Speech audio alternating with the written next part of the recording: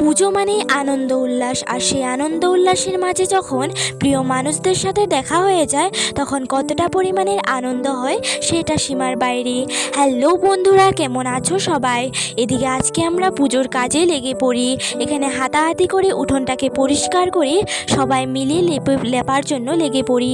এখানে ছোটরাও কাজ করে দিচ্ছিল, আর আমাদের মাসি ওরাও এসেছিল। তারপর এখানে মাসি পুজোর সব কিছু রেডি একা হাতে করছিল, আর এদিকে মুখগুলো সুন্দর করে ধুয়ে নিচ্ছিল মাসি, আর পুজোর সমস্ত কাজ মাসি সুন্দরভাবে করছিল।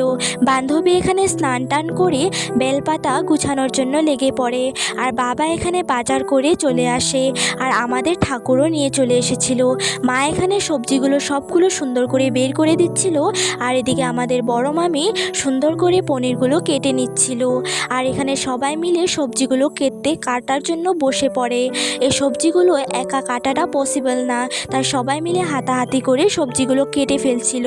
আর তারপর এখানে আমিও বসে পড়ি, আর বসে এখানে পানগুলো সুন্দর করে ধুয়ে নিই, কারণ এই পানগুলো নোংরা হয়েছিল। পানগুলো সুন্দর করে ধুয়ে ফেলছি, কারণ এই পানগুলো রাতে সবাইকে খেতে দিতে হবে, তার জন্য এই পানগুলো ধুয়ে ফেলি। আর তারপর এখানে আমাদের মেসোকে খেতে দিয়েছিল। মেসো এখানে ওনার টিয়া পাখিটাকে খাইয়ে দিচ্ছিল। রাতে এখানে সবাই মিলে ফলগুলো বানানোর জন্য বসে পড়ি।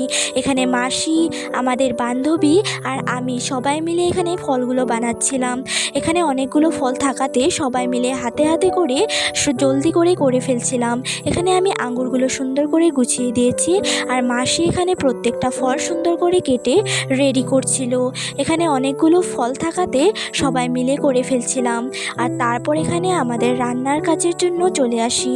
এখানে আমাদের অনেকগুলো মশলা থাকাতে মিক্সিতে করা হচ্ছিল, কারণ এতগুলো মশলা একদম শিলনোড়াতে করাটা পসিবল না।